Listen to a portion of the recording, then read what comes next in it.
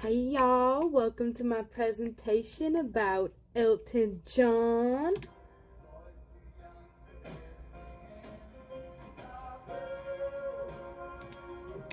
Okay, alright, so I believe with any story, it's best to start at the beginning.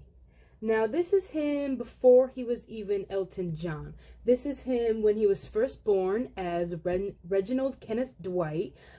He was born March 25th, 1947, in Pinner, England.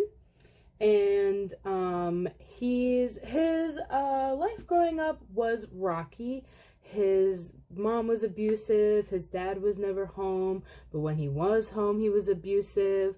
But he did have a born with talent to play the piano. He first started when he was just 4 years old, and then he got a teacher, and the teacher came along and she was like, yeah, this kid can play. He's good. Let's do something with it. So they send him to the Royal Academy of Music. And at the academy, he's still doing really good. Like, he's still playing, he's still doing great. So he decides to join a band. This band is called Bluesology. There he is. Oh, that one's him. But Bluesology doesn't really go anywhere, so he decides to do a solo act.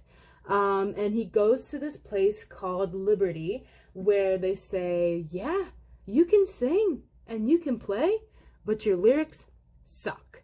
Sorry, dude, but your lyrics suck. So he's handed an envelope full of lyrics written by this man named Bernie Taupin, and Bernie can write. He's good. So he writes lyrics to the song that they both audition with, which is called Lady Samantha. Okay, I don't know why, but I didn't really talk here, but there's our first ever album, Empty Sky, with Lady Samantha on it. There's the inside, yeah! So the song Lady Samantha, that was on the album I just showed, Empty Sky, the rest of the songs don't really go far, and Lady Samantha is only really eaten up by critics.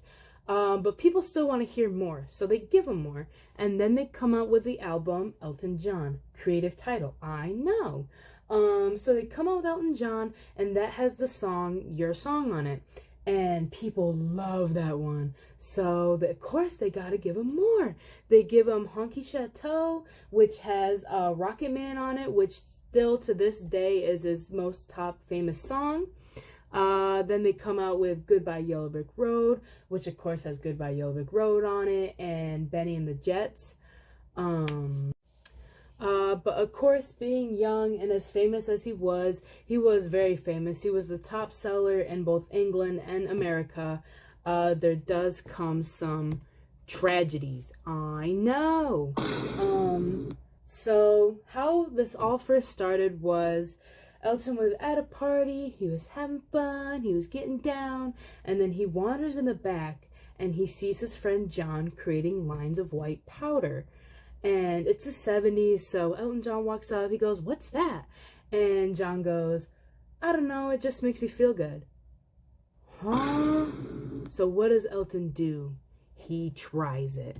And that starts his lifelong downward spiral. Let's name some of the other addictions in this downward spiral, shall we? We have the coke addiction, an addiction to alcohol, an addiction to sex, issues with weed, and issues with bulimia. So it's not looking good for Mr. Elton John during this time, especially that he has to come to terms with being a gay man during the 70s. And as we know, the 70s is not a very,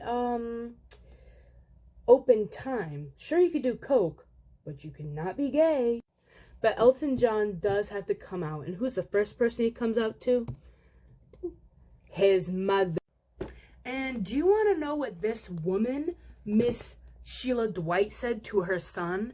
She said, "I know, but you're choosing to be unloved and unwanted."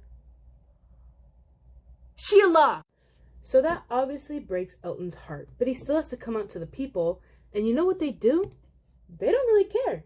They're like, "Okay, I mean, we still like your music, so okay." But there is this newspaper that later on comes out called The Sun. And they come out with some extremely homophobic and perverted accusations about him. One of them even including him sleeping with a minor. Huh? And it was obviously not true, so he sued them and he won. And just like any hero, he bounces back. He goes to rehab and he gets everything taken care of. He works on himself. And later down the line, he meets a man named David Furnish, who he will later marry and adopt his kids. But Elton still wants to stay in the limelight without, like, creating that many albums and stuff. So he goes on to create the soundtrack for The Lion King. He voices himself in an episode of South Park. He creates the movie Rocket Man. And he also creates his Elton John AIDS Foundation, which helps stop the spread of AIDS. And with all this happening, Elton now has his kids and he's getting old. So what does he do? He has his final farewell tour, which I went to. And it ranged from 2018 to 2023 with 330 shows while he was 70, by the way. But after this, he retires, and now he's with his husband and his 2 sons, whose godmother is Lady Gaga. So, why I've chosen Elton John to be my hero is because I not only believe he is a very strong voice for the LGBT community, but I also believe that he is a prime example that you can mess up and do bad things when you're young and not be the greatest person, and you can still grow up from it and learn from it and be a better person. So there you go. Thank you. Bye.